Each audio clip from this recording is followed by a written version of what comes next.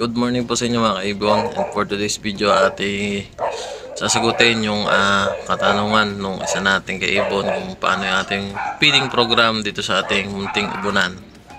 So, pasok muna po natin yung ating intro, and 3, 2, 1, let's go!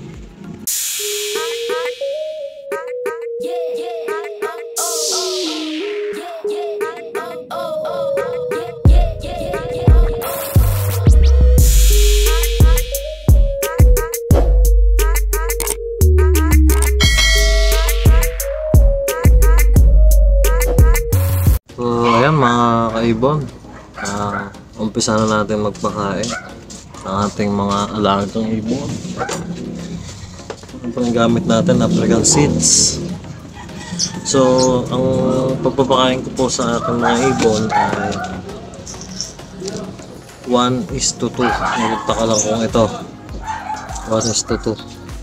So ibig sabihin po, isang takal nito ay equivalent sa 2 ulo ng ating alagang ibon. So unahin po natin yung ginagawa ko sa ating mga nasa flight cage.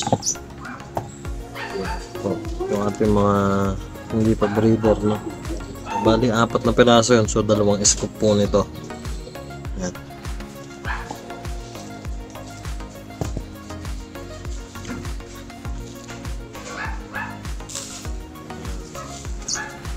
So yun po, 2 scoop na yun para sa ating mga nasa flight cage.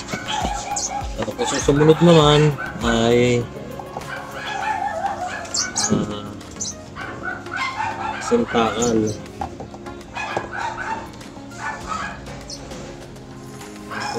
Sintakal yung sumunod. Tapos yung sumunod naman ay 2 takal, kasi po ito ay mayroong inakay.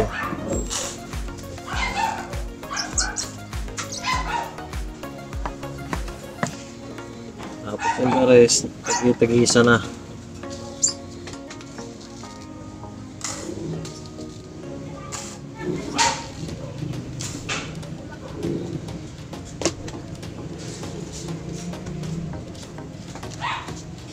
So yan mga idol, ito yung pakain natin sa ating nasa flight cage, yung mga hindi pa natin breeder. 4 na piraso, 2 takal ng ating pantakal.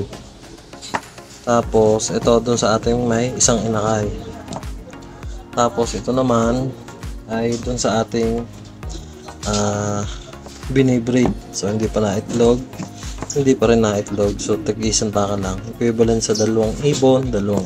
So ito sa 2 nating nalimlim, tag-isang takal din. 2 ibon. Yan. Tapos po dito sa ating 2 ito na hindi pa umiitlog ay nilalagyan po natin ng successor pellet.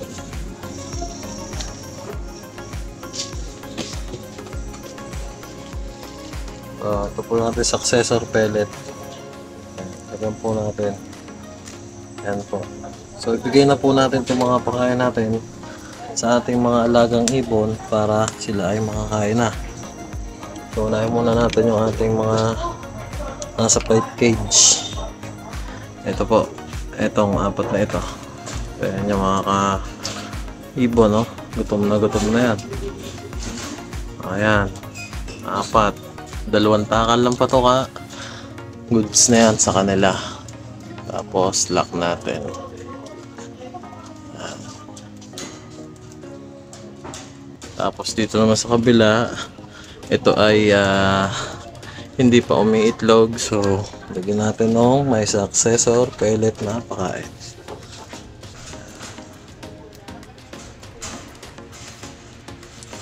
Okay. Mamaya na natin i-lock, nandito lang din naman ako. So pinapakita ko lang po sa inyo yung mga portion ng pagbibigay. So dito naman yung ating may inakay. Isa, ibigin din natin. So ito po ay 2 scoop, equivalent sa pang-4 na ibon na to. So dahil may inakay sila, kailangan nila magsubo, kaya kailangan madami. At meron tayong nakaantabay dito na chick booster para maging mataba yung kanilang inakay. So po yung kanilang inakay nasa likod. Ayun, lumabas eh. Yan po yung ating parisan dito na may inakay. Tapos dito sa baba, may itlog na to, lumilimlim. 4 ang itlog. Ang bibigay natin ay itong walang successor pellet. Sanda ka lang. Maamo po yan, no? Pero hindi po handpid yan. Talagang mabait lang po yung ibon. Tingnan natin. Tapos doon sa kabila, lumilimlim na rin to. Isang taka lang din. Tapos ito, dun sa pinagbibreed pa rin natin, wala pa rin itlog, may successor pellet na kasama. Ayan po. Kita nyo po.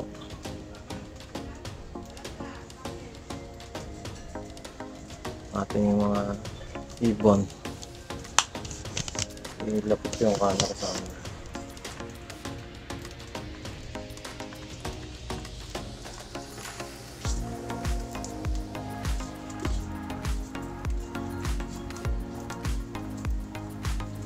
So habang kumakain naman dyan yung ating mga alagang ibon, ay magre-ready naman tayo ng kanilang mga vitamins na nilalahok po natin sa kanilang tubigan.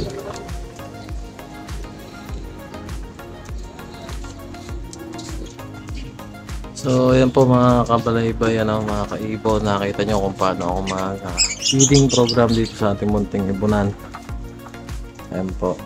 So dito sa ating ginawang flight cage, nandito yung ating mga hanpi dati ay apat na heads, 2 takal ng ating ginawang measuring cup ng patuka. Dito naman ay 2 din kasi may inakay at may nakaantabay na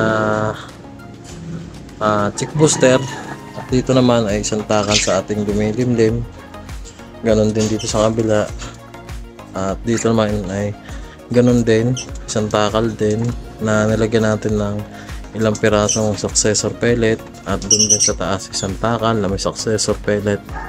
At yung mga nakikita nyo naman po na mga tubigan nila ay meron pong variety kung bakit ganyan yung kulay ng kanilang tubigan o yung mga nasa tubig nila.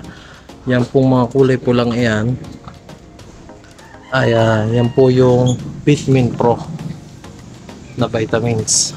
Nakakatulong po yan sa ating mga ibon, maganda po yan. So ang nilagyan po natin is yung ating mga nandito sa flight cage, yung may inakay natin, yung lumilimlim natin, tsaka yung sa kabilang lumilimlim, at dito naman sa kabila ay iba na egg 1000 po yan, kaya dilaw para doon sa ating mga gustong paitlogin na breeder. Ayan. So yung pagtakan naman po natin ng pagkain dito is 1:2 sa ating pantakan. Yan yung pantakan natin pula dyan. Ang isa pong takal dyan ay katumbas na ng 2 ulo ng African lovebird sa maghapon na po. So ayan po, sana ay nasagot natin yung katanungan ng isa nating kaibon kung paano tayo mag-program ng pagpapakain dito sa ating munting ibunan. So pagka naman po iba-ibang breeder ay iba-iba rin pong diskarte ang ginagawa sa pagpapakain ng kanilang mga ibon, no? So nasa inyo na po kung kanino ang gusto nyong tularan na feeding program na ginagawa. Halimbawa, nagtanong kayo sa kaibigan nyo, ganito yung feeding program niya, iba doon sa feeding program na pinakita ko. So nasa inyo po kung alin ang gusto nyo gayahin sa dalawa. So dito pinakita ko lang po sa video na ito kung paano ako magpakain ng ibon sa umaga. So yan yung ating kaibon na nagtatanong sa atin. So atin muna po tingnan kung paano kumain yung ating mga alagang ibon.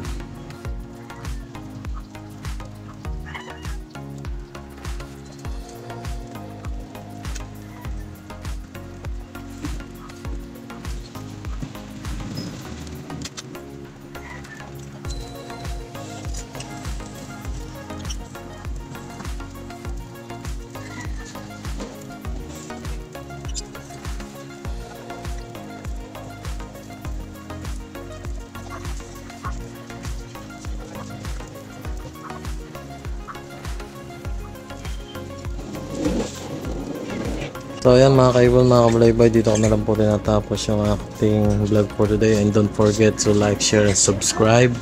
Yung stisong mangyan. Peace. Maraming salamat po.